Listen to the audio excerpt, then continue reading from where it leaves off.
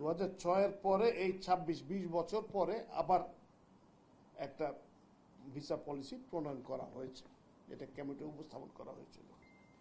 এটাতে বিদেশিদের বাংলাদেশে আগমন ও প্রস্থানকে সহজ ও সুশৃঙ্খল করা, বিদেশি বিনিয়োগ, ব্যবসা ও দক্ষ মানব সম্পদ আকৃষ্ট করা, পর্যটন, আতিথেয়তাকে খাতকে উৎসাহিত করা, প্রযুক্তি ও জ্ঞান স্থানান্তর নিশ্চিত করা, জাতির নিরাপত্তা ও আন্তর্জাতিক কূটনৈতিক ভারসাম্য বজায় রাখা, পারস্পরিক নীতির ভিত্তিতে আন্তর্জাতিক ভ্রমণ ব্যবস্থাপনা করা এবং আধুনিক এবং সেবামুখী অভিবাসন কাঠামো গড়ে তোলার উদ্দেশ্যে 2006 সালে জারিকৃত ভিসা নীতিমালা সংশোধন করে ভিসা পলিসি 2026-এর খসড়া পরিমার্জনের জন্য মাননীয় অর্থমন্ত্রীর সভাপতিত্বে একটি মন্ত্রিসভা কমিটি গঠন করা হয়েছে।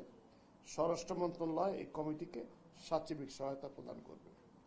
এটা মূল কেন ভিসাটা হঠাৎ দরকার লাগলো কেন? আগে হিসাব ছিল যে রেসিপ্রোসিটি বললাম, যেটা যে পারস্পরিক সব ভিত্তিতে, যে তোমার লোক আসলে আমি এতটুকু ভিসা দিব, এতদিনের ভিসা দিব, এই শর্ত। আমরাও তাই করতাম, ওরা যা দেবে আমরা তাই করতাম। কিন্তু আন্তর্জাতিক পরিমণ্ডল দেখা যাচ্ছে যে আমাদের কিছু জায়গায় দরকার বেশি, সেখানে তার একজন ব্যবসায়ী যদি আসে আমার জন্য সুবিধা, সেই দেশে ইনভেস্ট করতে পারবে। তো এই নিরিখে এই বোধটা আমাদের হয়েছে, সে কারণে আমরা এই গভর্নমেন্ট চাচ্ছে যে একটা ইকোনমিক থ্রাস্ট হোক, বিভিন্ন জায়গায় চেষ্টা করা হচ্ছে। তার মধ্যে একটা অংশ হলো এটা, যে ভিসা পলিসিটা সহজ করা। এইটা মোটামুটি চূড়ান্ত হয়ে গেছে, কিন্তু লাস্টলি মাননীয় অর্থমন্ত্রীর সভাপতিত্বে একটা মন্ত্রিসভা কমিটি করা হয়েছে, যেটা 1 মাস, এটা তার ভিতরে স্বরাষ্ট্র মন্ত্রণালয় রয়েছে, সিকিউরিটি ইস্যুগুলো দেখবে, পর্যটন মন্ত্রণালয় রয়েছে, বাণিজ্য মন্ত্রণালয় রয়েছে, যাতে তাদের যদি আরো কোনো ইন্টারেস্ট থাকে যেটা এই পলিসিটাকে সমৃদ্ধ করবে, সেটুকু করে এটা চূড়ান্ত করা হবে। তো আজকে আরো অনেকগুলো বিষয় আলাপ হয়েছে, সেগুলো যেহেতু এখনো আলাপ পর্যায়ে রয়েছে বলে আমরা উপস্থাপন করছি না। আর আপনাদের সাথে অনেকদিন পরে দেখা হতে পারে, ভালো লাগছে।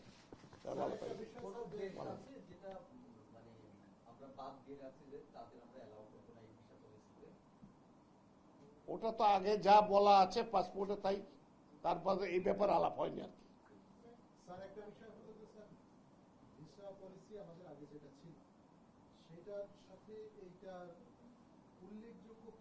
উল্লেখযোগ্যটা আচ্ছা, ওই যে পারপাসটা কি? আগে বলেছেন যে রেসিপ্রোসিটির ভিত্তিতে তুমি আমার 5 টাকা দাও, আমি তোমার 5 টাকা দেবো। এখন দেখলাম যে না, ও যদি 1 টাকা দেয় ভালো, আমি 10 টাকা দিতে রাজি আছি, কারণ ও যদি আমার এখানে আসে তাহলে আমার সুবিধা বেশি। এখন তার যদি আমি যে আপনার এই বাংলাদেশে একজনের পত্র লাগবে, আগে এগুলো চাহিদা ছিল, তারপরে বহু রকমের ফ্যাকড়া ছিল, তো ওই করে করে ভিসা পাইতে পাইতে ওর যে আসার উদ্দেশ্য শেষ হয়ে যেত।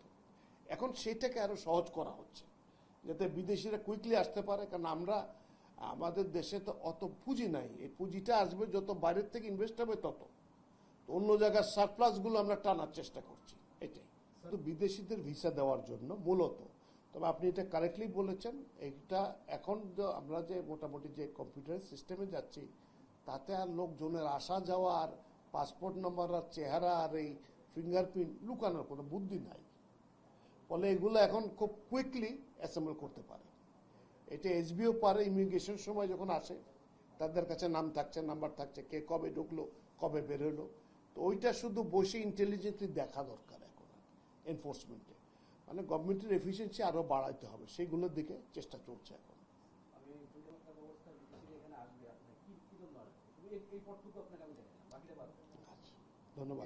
ধন্যবাদ। This is a very intelligent question, but is a very pertinent question as well. দেখেন,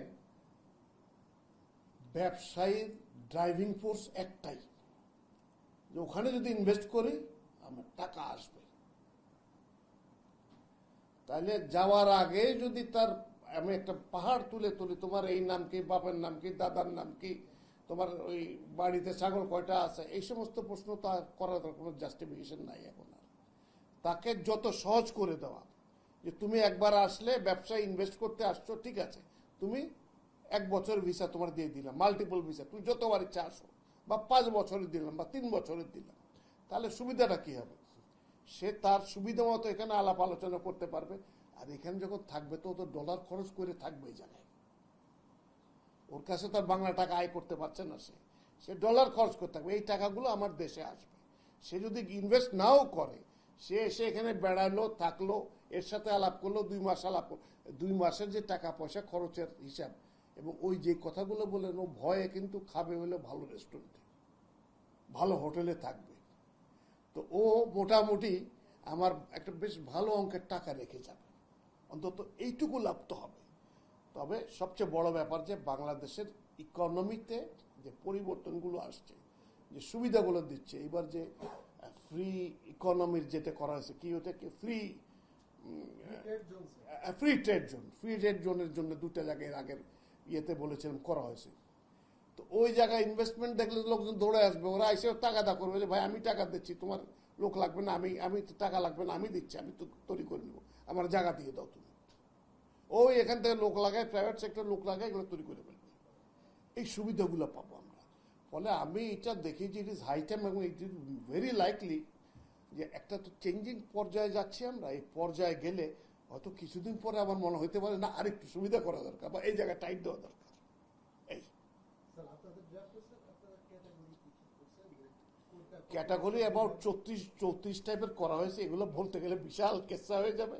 সেটা আমি পরে আরেকদিন আপনাদের কাছে সব কপি দেবো ইনশাল্লাহ। বলেন।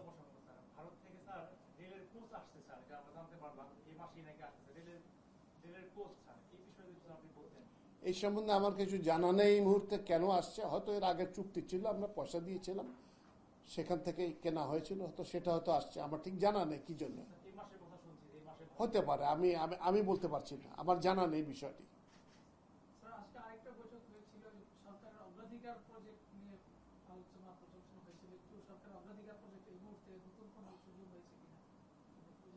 না, এই মুহূর্তে আলাপ হয়নি, এটা হবে, সামনে আলাপ হবে, এই বিষয়ে আলাপ হবে, যে এগুলোর এক্সিকিউশনটা দ্রুততর করার জন্য।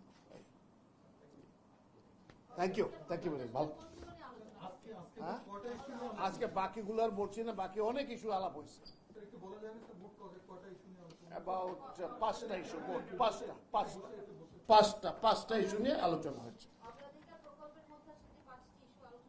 না, এইটা অগ্রাধিকার সাথে সম্পর্ক নাই, উনি এটার মধ্যে ঢুকাই দিয়েছেন। এটা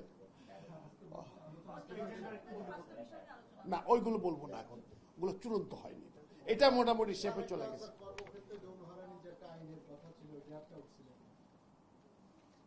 ক্যাবিনেটে আসা নাই, তবে এটা নিয়ে যে কাজ হয়েছে সেটা আমি জানি, আমি নিজেও কিছু ইনপুট দিয়েছি এখানটায়। থ্যাংক ইউ, ভালো। আপনাকে তো বিসমিল্লাহির রহমানির রহিম। আজকে হয়েছে, আমরা এই বৈঠকটা বহুদিন পরে সূর্যাস্তের পূর্বেই করতে পেরেছি। এর আগে বেশ অনেকবার আমরা মিস করেছি, কারণ আমরা যে টাইম একটা লম্বা মিটিং হলে তখন হয়তো অনেক দিন চলে যায়, এবং একেবারে একটা অড আওয়ার হয়ে যায়, যে সময়ের কারণে মূলত এটা চেষ্টা করা যায় যতদূর সম্ভব আমরা চেষ্টা করবো দিনের আলো যাতে করতে পারি।